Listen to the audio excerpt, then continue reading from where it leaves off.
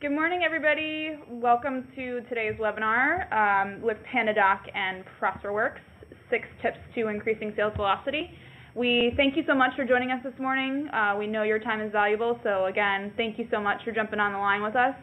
I'm going to give everybody a few minutes before we start making introductions and get started, just let some people trickle in. We'll chat with you guys in about 2-3 minutes. Thanks so much.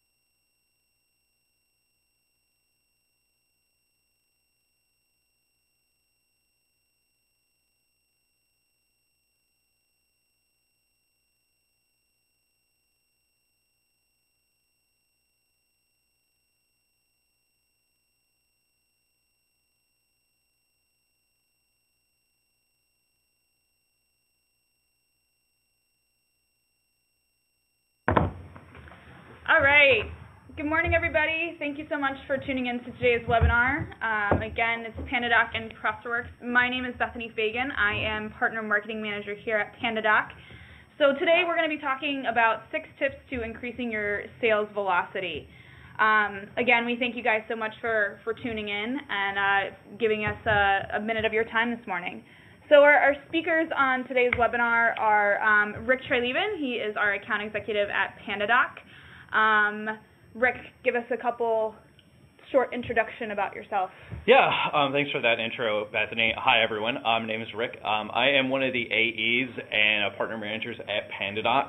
I've been with the company for actually a little over 2 years at this point. For those of you who don't really know our company history, we started off as this other tool called Quote Roller, and then transitioned into PandaDoc in January of 2015.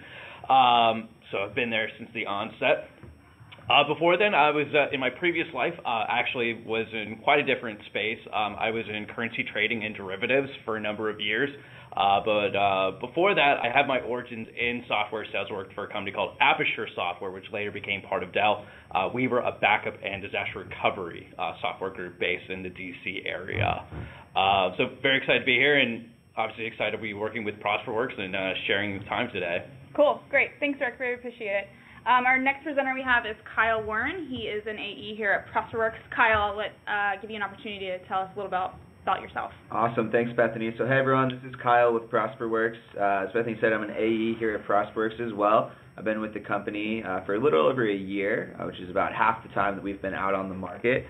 So it's been fun working with clients, demoing them as our product has really grown over the past year, and just seeing all the new ways that we can help out clients, working on new integrations like the one we just came out with, PandaDoc. And before that, I moved up to the Bay Area from San Diego, where I worked for a couple different startups in the endurance and education industry, working with technology all the time, working with a lot of different CRMs. It was fun to come work for a CRM company and learn about how you can really get the most out of it as a salesperson and as a business owner. Cool. Thanks, Kyle. Couple housekeeping items before we dive right into today's content. This session is being recorded, so you guys will have access to this on the PandaDoc Bright Talk channel. Be sure to also subscribe to the PandaDoc Bright Talk channel. We consistently do webinars on sales enablement, sales productivity, sales velocity, so be sure to get your name in there and get on a couple of our future webinars. Also, if you have any questions for Rick or Kyle, feel free to put those in the chat pane. We would love to hear your feedback as they are going through the presentation. Any kind of successes you've seen, please feel free to share. We would love to hear from you. All right, so with that said, let's get rolling. Rick, I'm going to let you tell us a little bit more about PandaDoc, and then Kyle's going to dive right into ProsperWorks and his first tips. Yeah, absolutely. So PandaDoc, plain and simple, is let's put this in the most simplest of terms. We're kind of like Microsoft Word meets Google Drive meets DocuSign. So our goal is to completely streamline your company's document automation process. Our bread and butter is, of course, streamlining your sales documentation. Sales teams have all sorts of different types of documents to send out, whether they're proposals or contracts or presentations. Our goal is to make that process that much easier. We work with companies like ProsperWorks to completely streamline that process. Companies have to use tools like CRMs to manage their pipelines and such. The idea is that, hey, once you've built up enough collateral in your CRM, you want to be able to push that collateral effectively into your client-facing documents. So what you'll be seeing later on is the idea that with our two integrations that any relative client information that you have in ProsperWorks, you'll be able to push that information into a client-facing document like your contract, like your proposal, like your presentation. All right, perfect. Just some quick background on ProsperWorks. So we've been around for about 4 years. We've been on the market for a little less than 2 years. We launched in January of 2015. And really what we're all about with ProsperWorks is the fact that we are Google's recommended CRM. So if you use Google Apps or Google for Work for your business, we're fully integrated with Gmail, with Google Apps, and Google actually uses us internally for several of their sales teams as well because we have such a tightly integrated solution. We're actually also built on Google's material design. So from a look and feel standpoint, we provide a very simple, easy-to-use platform that's going to let you keep track of your contacts, keep track of communication that you're having with your contacts, and keep track of your sales and project management cycle as well, so we can make sure we're staying on top of every part of our business from a client-facing standpoint and know exactly what's going on in our business from a revenue generation standpoint or from a project management workflow standpoint if you're utilizing ProsperWorks like that as well. And we actually just had some very exciting news last week at ProsperWorks when we announced that we closed a round of Series B funding for $24 million. So we're pretty excited. We're going to be investing heavily into our product over the next year, coming out with a lot of great new features, a lot of really cool integrations, just like the one we just launched with PandaDoc. So we're pretty excited about the future of where our product and our company is going, and excited to show you where we are today as well. So the first tip that I wanted to talk about today was performing effective discovery. This is probably one of the most important but underrated parts of a sales cycle, and it's really the very beginning of a sales cycle. When you get a prospect that's interested, you have a meeting scheduled with them, it's extremely important that you're going to do the research both ahead of time and at the very beginning of the call with the prospect to understand their business, understand their process, understand why they're on the phone with you and interested in your product, and make sure that you know how you're going to be able to provide an effective solution for them, or if you're even going to be able to provide an effective solution for them. So many reps spend a lot of time working on deals, get very far in the sales cycle on a deal for something that really probably wasn't the best opportunity and wasn't the best fit for the product that you're providing. But if you recognize that right from the beginning and recognize this probably isn't going to be a good opportunity, you can spend your time focusing on deals that are actually going to close and deals that are going to be a good fit and help you meet your goals. But ultimately, if you're getting 3/4 of the way through the sales cycle, you have a very low close rate. It's probably because you're not doing that discovery up front to be able to establish that solution fit and provide a solid solution for your clients. So ProsperWorks really helps me out a lot with that, both before the call, doing the research. So inside of ProsperWorks, we actually have what's called zero input capabilities. So if I got this email from Daniel here, one second, sorry about that.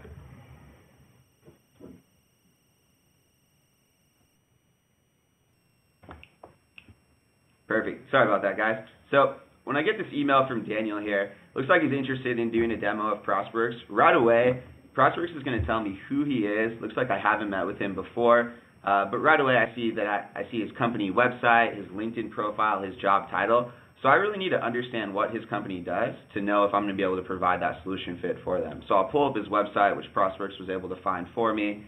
I'll go ahead and pull up his LinkedIn profile. Looks like he's the Director of Business Development. That's something that's really important for me as well, to know exactly who I'm meeting with, making sure that I'm meeting with the right people. Ultimately, you can have a meeting with the best company in the world, but if you're talking to somebody that isn't really part of the decision-making process, it's probably not going to be worth your time unless you know that's kind of the first step to get that introduction to the decision makers. So it looks like I'll be meeting with Daniel, who's the Director of Business Development, and Jake, who's the VP of Sales. I can pull up Jake's LinkedIn profile, see if we have any mutual connections, see if he's worked in any industries before that I'm really familiar with. So I'll do that research ahead of time. I also just want to take a look inside ProsperWorks to see if I've met with their company before. So it looks like I have a couple different contacts at this company. I've talked to their CEO, I've talked to their president before. So I'll take a look at what I've chatted with them about here inside of their company profile inside of ProsperWorks. Looks like their CEO, we talked to about 6 months ago. Their president told me that I need to talk to members of his sales team. So I definitely know I'm meeting with the right people, and it's in front of the final DM's eyes as well. And then once I'm on that call and really doing that discovery, I'm probably going to dedicate the first third of my call just doing effective discovery with my clients and dedicating a pretty significant amount of time, because I know that I need to establish that solution fit later on in the call, and I'm only going to do that if I'm asking the right questions from the beginning. So what I'm always trying to do is what's called establish the pain. I need to know why they're on the phone with me, why they're interested in looking at a new CRM solution. And the way that I'm going to do that is finding out what their current process looks like, finding out what troubles they're running into in their business that a CRM can help, and really try to quantify what the impact on the business is by not having the correct solution in place right now, so that I can quantify at the end of the call what having ProsperWorks is really going to help them be able to do. So that's how I'm always working my sales cycle, is understanding from the very beginning what I need to do to help out my clients, as well as always just keeping track of my notes, keeping track of what exactly they're looking for here inside of ProsperWorks, so that I can always reference that at the end of my sales cycle as well. Now, Kyle, you mentioned earlier that, for this particular opportunity, you reached out to the Director of Business Development. Are there a couple of key roles that you look for in an organization, or do you all really narrow in maybe in one or two that are your target sweet spots? Maybe it's a VP of Sales or Director of Sales. Yeah, absolutely. Good question. I think for me, for my sales cycle, working with CRM, working with a product where I'm selling into a sales department, I'm always going to want that VP of Sales on the line to buy in, because ultimately, even if I talk to a CEO, but the sales department, the ones that are going to actually be using the product, really aren't bought in on it, then it's not going to be implemented successfully. So I always need to get the end users bought in while also having the decision makers as part of the conversation as well. So that VP of Sales is really the perfect person for me to talk to, because they're running the sales team, they're going to be part of the decision-making process, but they're really in tune with the needs of their individual members on their team as well. Have you had much luck in reaching that director level or C level or VP level by reaching out to someone who's just at the associate level? Yeah, absolutely. All the time I'll talk to reps, maybe at networking events. I'll talk to AEs or SDRs at networking events, mutual connections, doing research on LinkedIn, anything like that, and just getting those introductions to those VP of Sales. If they hear from their actual reps, people working under them, that they're interested in an easier to use, simple CRM platform, they've been hearing great things about ProsperWorks, then it's really easy to get that initial meeting and call with the actual decision maker that I need to be meeting with as well. Awesome. Yeah, we certainly run into that at PandaDoc as well, where our bread and butter is actually working not just with maybe a VP of sales or a sales director, but actually a director of marketing as well. So it's always good to cast a net, but obviously be mindful of who really is going to be utilizing the product and going to be making a key decision on this. Mm-hmm. Yeah, absolutely. I think that brings up a good point too. I mean, there's definitely been times where I've gone through the sales process, maybe working with someone who I thought was the decision maker, but I didn't ask the right questions ahead of time to really figure out if they were. So I think that's a big part of the discovery process too, is figuring out who your decision makers are. You could get at the end of the sales cycle with somebody, they say it's great, I love it, oh wait, they finally bring it up to the person who's the real decision maker, and you've wasted a bunch of time for something that probably wasn't a real opportunity because the real decision maker isn't even interested in taking a look. So I think being mindful in that discovery of making sure you're talking to the right person and just directly asking them, are you the person who can make a decision, is very important as well. Yeah, there's nothing worse than you forecasted a deal for the end of the month or the end of the quarter, your number depends on it, and you feel like you're ready for a closing call, but it turns out you've been talking to the wrong person all along. Absolutely. Perfect. Well, the second tip that I wanted to talk about was really prioritizing your goals and actions. I think as a salesperson or as a business owner, it's very easy to take a look at these large, lofty goals that maybe you have for the quarter, you have for the year, and kind of get caught up in meeting these really large goals and really losing sight on what you're doing day by day to meet little smaller goals that are going to get you towards your larger goal. A lot of salespeople can get distracted if you're at 10% of your number, 10% of the way through the year. You think that you have so much time to hit your goals, and you kind of just focus on maybe closing large deals, take a day off, whatever it may be. But if you set small goals for yourself throughout the day, to really make sure, throughout the day, throughout the week, to really make sure that you're staying on top of what you need to do to meet your larger goals and really quantify it for yourself, that's how you're going to really be successful day in and day out and consistently hit your monthly, your quarterly goals that are going to get you to crushing your annual goals as well. And inside of ProsperWorks, I really utilize our goals feature to be able to just really break down what I need to do week in and week out, and even day in and day out, to ultimately meet my goals as well. Yeah, you talk about having these daily goals. I mean, how many times have you gotten caught up maybe on one single deal where your stubbornness kicks in? You're like, I want to close this, and it ends up taking you away from some of the other goals that you need to reach. Yeah, absolutely. I think all the time, right? It's easy to get caught up in that. You see this one huge deal that might be 70% of your number, and it's easy to feel like that you need to spend all of your time on that. But ultimately, if you're effective in spending your time on the big deal, it's definitely getting those closed, but also not letting other things slip through the cracks, consistently hitting those small deals that every single month are going to get you to 70 or 80% of your number. Then when those big deals come in as well, that's how you're going to get to 150, 200% of your number and really crush the goals that you've set for yourself or set for your business. Yeah, I think that's a big goal. That's a big thing that a lot of young sales professionals run into, is where, hey, they see that one golden ticket deal and they really focus all their energy on that, and they completely ignore, all the other deals that they could still meet their number by working those and nurturing those deals. Absolutely. So what I actually do is I'll just set weekly goals for myself inside of ProsperWorks. So I'll hop in and say that I know that I need to do $2,500 of sales a week. I'm just going to set a $2,500 sales goal for myself. Now I know with my close rate and my average deal size, that means that every single week I probably need about 10 new deals inside of my pipeline.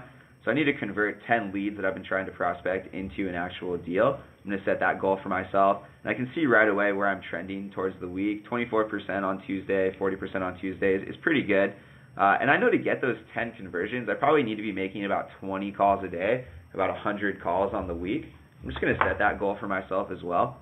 And then really be able to know exactly from a weekly basis where I'm trending and how I'm going to be able to hit my goals. So I know right now I'm at 9% of my activity goal. So right away, I know coming into the office this morning, I need to make more phone calls today. No matter what else I do, I'm going to be behind. I'm not going to hit my conversion goals. I'm not going to hit my revenue goals if I'm not making my phone calls.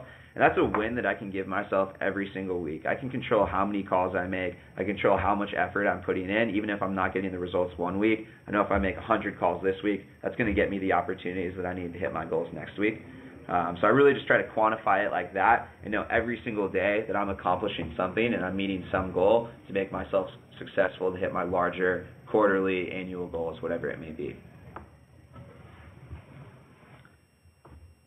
Perfect. And then the third and last tip that I wanted to cover is establishing that close plan and having clear next steps with your prospects when you're on the call with them. It's happened to all of us where you have a great call, someone's very interested, you think that you've established a great solution fit, and then the deal just kind of falls off after that. They stop responding, they say that they get busy. It happens all the time. Ultimately, checking out your solution oftentimes isn't their number one priority for their business, and they're going to get caught up in their regular day-to-day activities. So what I will always do is establish a close plan right there on the call of steps that myself and my prospect need to get done to make sure that we're winning this deal. And I'll actually just write it up on a Google Sheet as well. So I'll actually just pull up a Google Sheet of that close plan while I'm on the call and sharing my screen with a contact and really get buy-in from them on what we both need to do to make sure this deal gets closed. And that's asking the right questions at the end of the call as well. What does your evaluation look like? Who else do you need to evaluate this product? Are there specific features that you need to make sure that you understand? Who are the final decision makers? Who actually writes the check? Who do I need to make sure is writing the check? Are they going to be on vacation next week? You need to know exactly all the different scenarios that are going to happen or that might happen for you to ultimately close this deal. So the example we've been talking about, that call with Parallel 6, I went ahead and just wrote up 5 different steps. And there's a couple steps that I need to get done, so I'm holding myself accountable to my prospects, and then a couple steps that my prospects need to get done to make sure they're holding themselves accountable to establishing our close plan and ultimately presenting to our executive team on October 22nd is going to be my final goal. And there's things that we all need to get done to ultimately meet those goals as well. And I think just asking somebody, on the call, hey, is this realistic for you? Is this going to work out? Is the best thing to do, because ultimately on October 12th, if Daniel hasn't completed this first step, I can reach out to him and say, hey, I thought we agreed this is going to be the right close plan. Should we adjust it? And really just have that visibility so we're holding each other accountable to make sure that we're working towards getting this closed. That's going to really help this person kind of become your champion for the deal as well. If they feel like they're working with you, they know what they need to get done, I know what I need to get done, and we're really a team and ultimately getting this deal done and getting buy-in from other people inside the company, it's really going to help get the deal done, establish that relationship with the client, and know that if they do decide to work with you, you're going to be very on top of things, you're going to be helping them out, providing good support, because you were with them the entire time through the sales and evaluation process as well. Yeah, do you typically remind your champion and your decision makers of the timeline throughout the sales process? Yeah, absolutely. So what I'll do is I'll actually just set a task for myself inside of ProsperWorks for all of these different goals that we've set throughout the entire close process.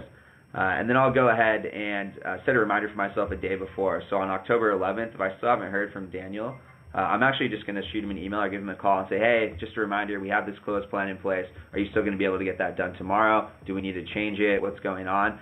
So I always have a reason to reach out to them, to stay in regular communication with them as well, because we have set steps and things that I'm expecting from them. And also I have goals for myself to get done as well. So as soon as I find this reference for them, I'm going to reach out. It's a perfect excuse for me to touch base and make sure that they're staying on top of the things that they need to get done as well. Yeah, I feel like a lot of young sales professionals really get caught up in the time frame, and they can easily get distracted. Okay, I have a set phone call with them in 2 weeks. Well, and they end up not doing anything over that 2-week period, and the prospect ends up finding something else that they really need to be working on, and their current project that you're working on with them just completely falls by the wayside. Mm-hmm. Absolutely, yeah, and I think it's easy to kind of forget too that ultimately, you're all day long I'm selling ProsperWorks. That's my main focus, selling ProsperWorks. For my prospect, they have their own job. A lot of times evaluating ProsperWorks is a side project that they're working on. It's not the number one priority for their business to evaluate your process, so they're going to forget. But if you have set just little things that they can do, if they know, hey, in 3 days, I just need to do this one little thing, and you make it a lot smaller and easier for them, that's really going to help. If I just say, hey, okay, in 2 weeks, you're going to know everything about ProsperWorks, you're going to have your whole team trained, chances are it's probably not going to happen. So I try to just make it as easy as possible for my clients to evaluate the solution. Yeah, that's really good, like keeping things realistic, and especially on a realistic time frame as well. Absolutely. So next thing that I wanted to highlight is while I'm inside of this sales process, as soon as I get to the point where I need to bring assets over to this client, whether it be a proposal to share with their executive team, internal collateral to share with their team as they're evaluating ProsperWorks, that's where I'm going to utilize that PandaDoc and ProsperWorks integration inside of my close plan. So right here, if I'm inside of my ProsperWorks account, I have Parallel 6's opportunity up, and right on the right side here, I have my PandaDoc extension as well. And this is going to help me just create new assets or edit current assets, such as proposals, to shoot right away over to my prospects. So what we'll actually do is we'll pull all the data that we have inside of ProsperWorks. So I have all this data here, the amount of users, their address, my main point of contact, company information. And right away, I'm just going to pull it into a document or a template that I've already built out inside of my PandaDoc account. So I'm pulling all this client information automatically. I'm pulling ProsperWorks' pricing information automatically into PandaDoc, and allowing the two to really work seamlessly together to get these proposals out without having to spend a bunch of time doing manual data entry. So I can be more efficient with my sales cycle, make sure that I'm staying on top of my close plans, meeting my daily goals, so I'm not having to spend a bunch of time putting together sales materials as well. Yeah, absolutely. So what are some of the things that you've put into your ProsperWorks proposal? So, I always like to include case studies if I have specific case studies for their industry. I always like to include, pricing information if we're doing any discounting. I like to be very upfront and clear about the pricing inside of my proposals. I think if you make it as simple and easy to use as possible for your different team members, for your different prospects, it's always easy for them to get buy-in, for them to understand. If you send over a complicated, maybe not that clear kind of pricing proposal, it's ultimately kind of going to come back to bite you in the end, because at the very end of the sales cycle, they might not understand it, might not understand they have to pay annually, different things like that. So I think being very clear and having good resources to send to them from the very beginning is helpful. Gotcha. Now, what are some of the other documents that you might send out throughout your sales process in addition to the proposal?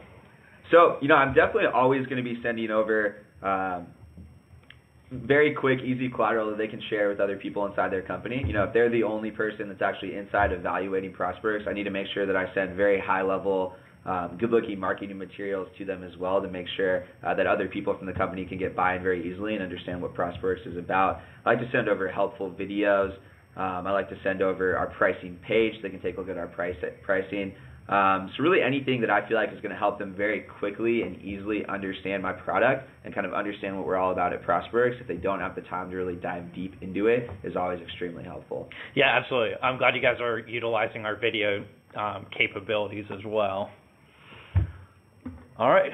So is that tip 3 at this point, or? Yeah, I think those are all the tips I wanted to cover. Awesome. Well, I'm glad. Thanks for sharing everything, Kyle. Yeah, I'm glad we ended it with that. Going into some of the things that ProsperWorks are putting into their proposals. One of the things I wanted to talk about in tip 4, pieces of content that you would put in your proposal. There are a lot of different directions that companies go in when it comes to putting their proposal together. And what I really want to focus on is, hey, why are you putting certain content in?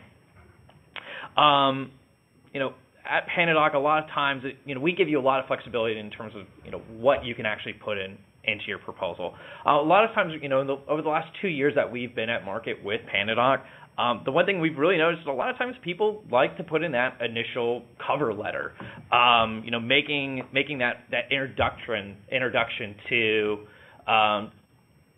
the product, some of the challenges, some of the goals that their prospect is facing, making sure that everything is being addressed.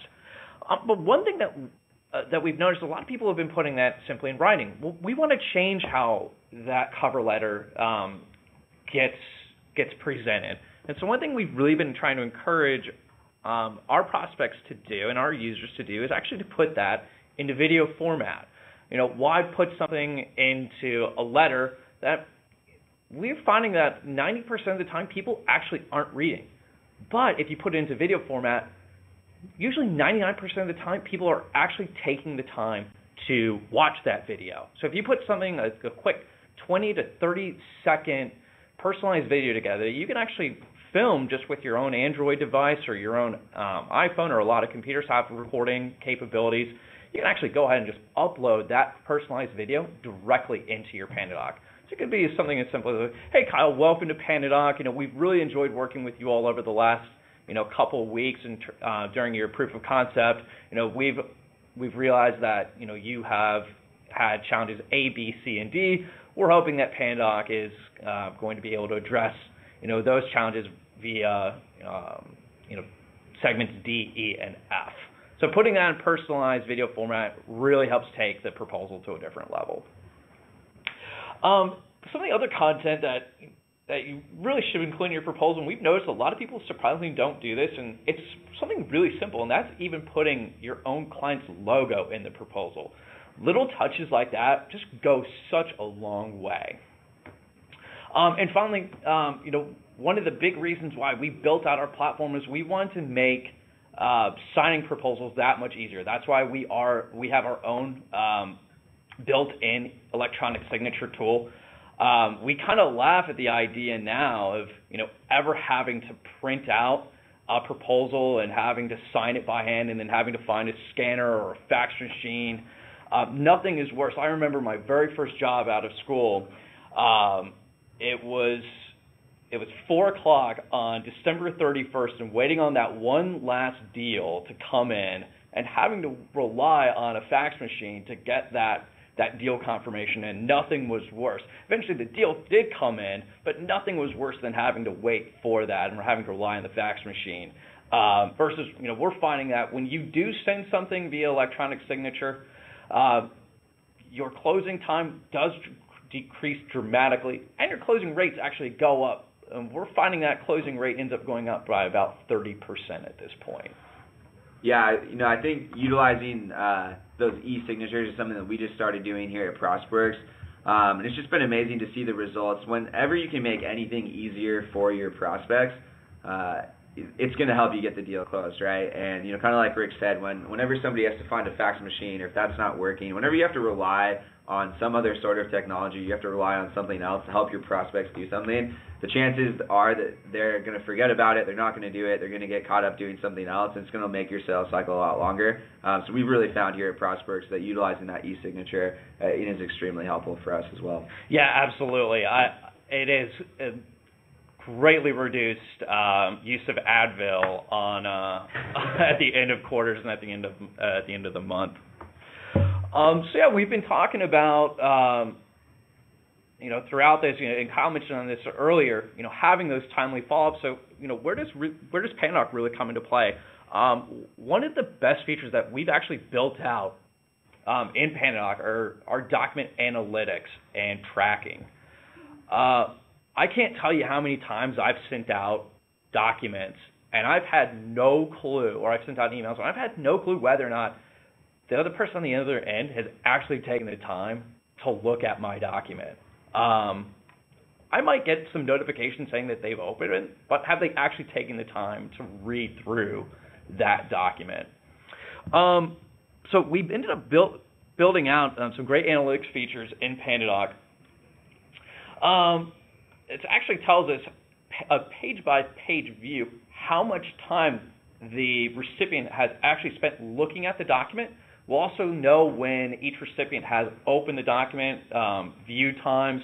We actually have a feature that allows you to download that document to PDF as well. Having that feedback goes a really long way. I've started sending out even initial case studies via PandaDoc. So I've started prospecting through PandaDoc and sending my documents through PandaDoc. So I'll know, hey, if I send something to Jim at Company X, Jim has taken a look at my case study. I can see which parts of the case study Jim has taken a look at. So if I have a follow-up call with Jim, I know which points to touch on. If I send a proposal to Jim later on in the sales cycle, and I see that Jim has spent 15 minutes looking at my pricing, but then 2 or 3 minutes maybe on my terms and conditions, when I maybe go have that closing call with Jim, Jim's probably going to have a few more questions about pricing than he is going to have about terms. So having that insight information going into a follow-up call or a closing call, it really makes a huge difference. Yeah, what are some of the things that you've found here, ProsperWorks in your sales career, Kyle, that you might have run into a roadblock where you might have sent something to someone and, you may have run into that same challenge where you have no clue, you feel like you've built up really good rapport with someone, and then it turns out that, they didn't even take the time to even look at the document that you were sending. Mm-hmm. Absolutely, yeah. I think for me, kind of like Rick brought up, bringing that up inside of knowing that information we're going to into our follow-up calls and going to our closing calls is so much helpful. I think one obvious thing for me is, when I'm sending over pricing, if I'm going into a closing call, I had a closing call for the last day of the quarter on Friday, and I saw that my prospect had opened it up, or his colleagues had opened it up 60 times. So I knew right away, one, this deal was probably going to close. They were probably going to try to negotiate with me a little bit on the pricing if they'd opened it up and analyzed it 60 different times across probably 4 or 5 different people.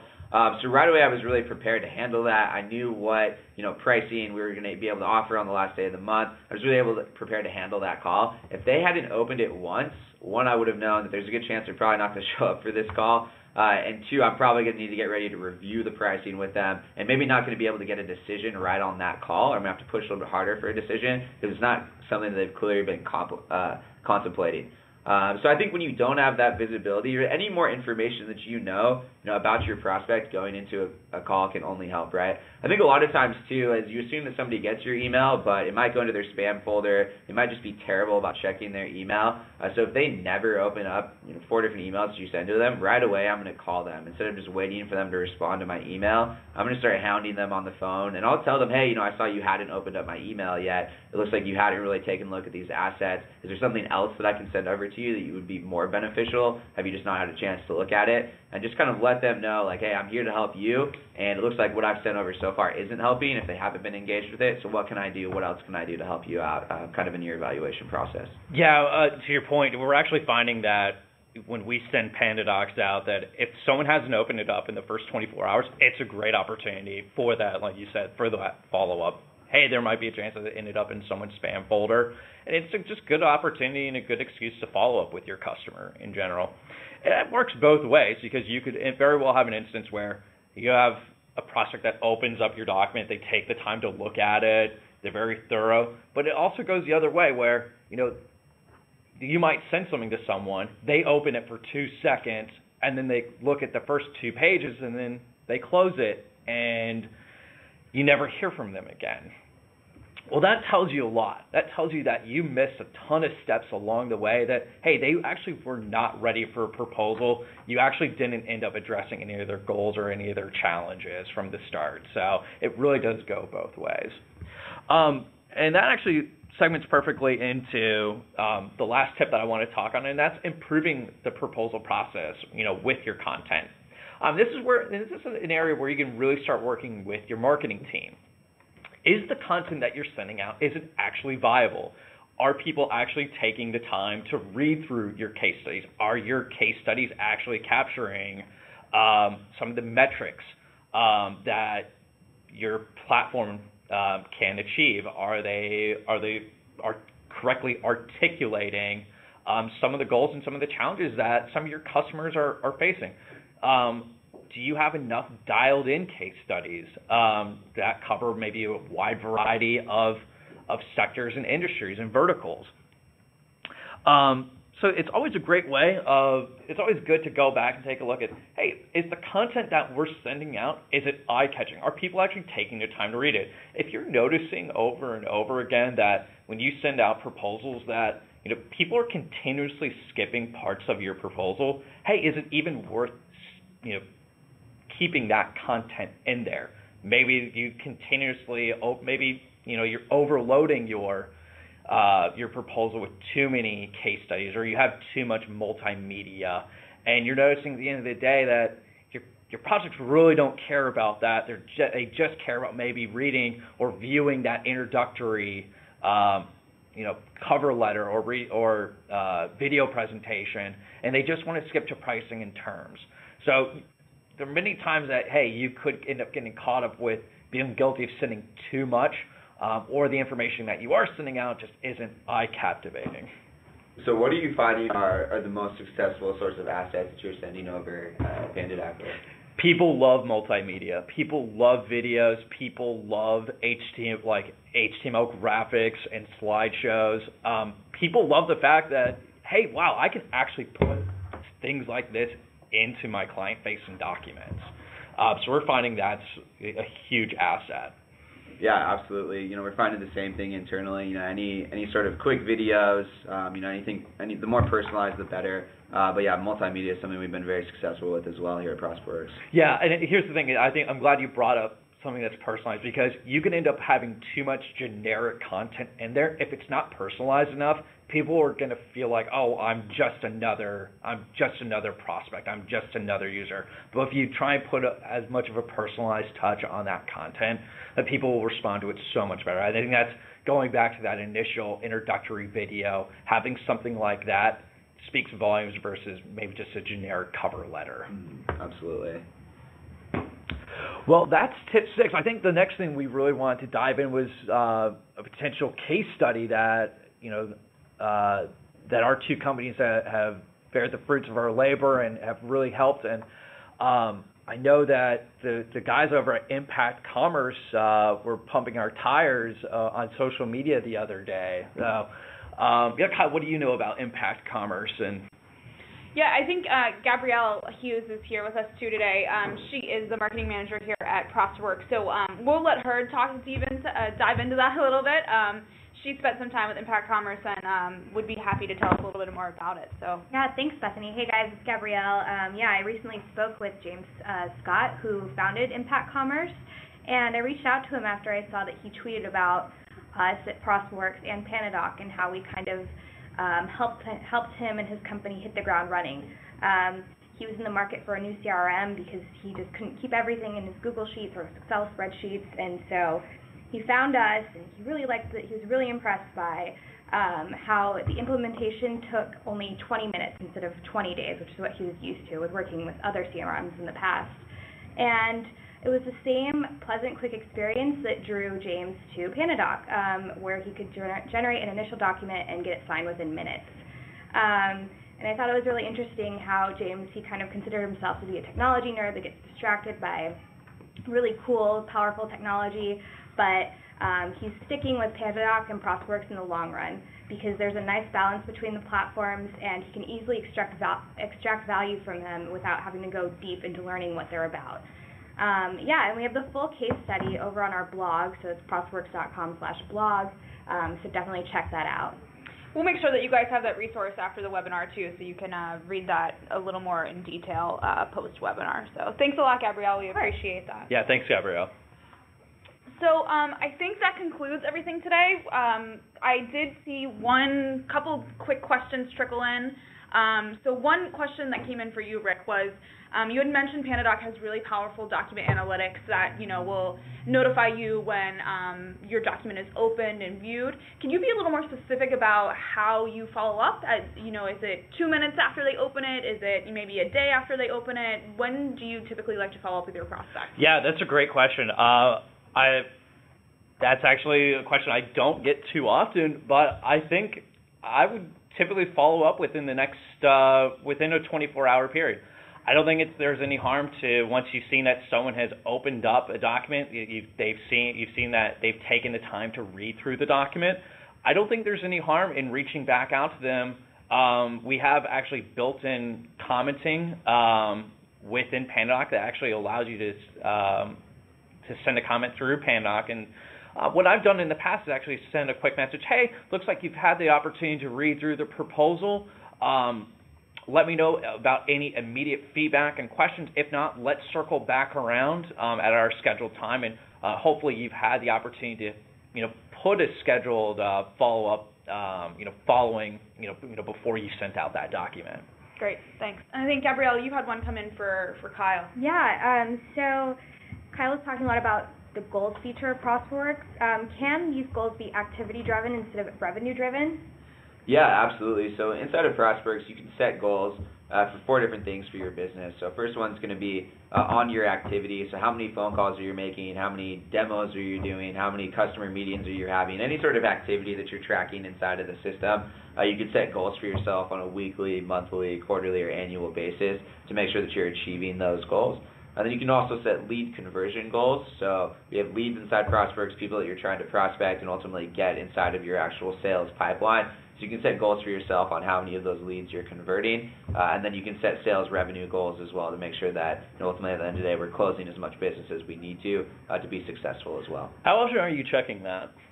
I think for me personally, almost every single day, if not every single day, am I in there inside of my goals. Kind of going back to tip number 2 that we talked about, that helps really keep me focused. I can get caught up in looking at my monthly number. It's the 4th day of the month. I'm at 7% of my monthly number. It's easy to get caught up and say, I have a bunch of time, there's a bunch of work to do, let me go find some big deals. But keeping myself focused on my weekly goals every single day, because I have that formula. I know that if I hit my activity goals, my conversion goals, my weekly revenue goals, I'm going to hit my number. If I just keep myself focused on those smaller goals, it's going to get me to the larger ones as well. So I try to check it every single day. Now, could a sales manager have goals for their entire sales team set up in those parameters within ProsperWorks?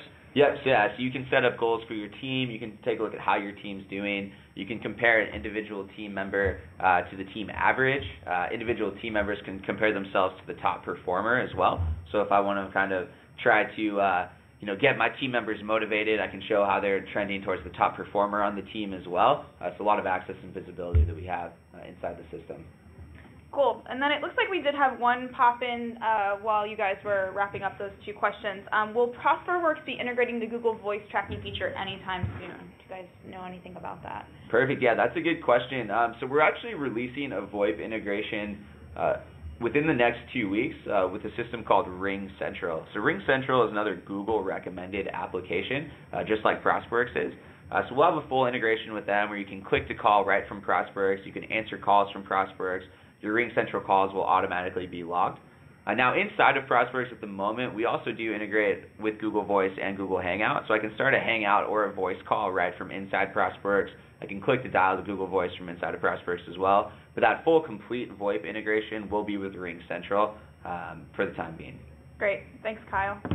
So we're approaching the hour here. Again, we thank everyone so much for your time today. Again, thanks, Rick. Thanks, Kyle, for your great insight into increasing sales velocity.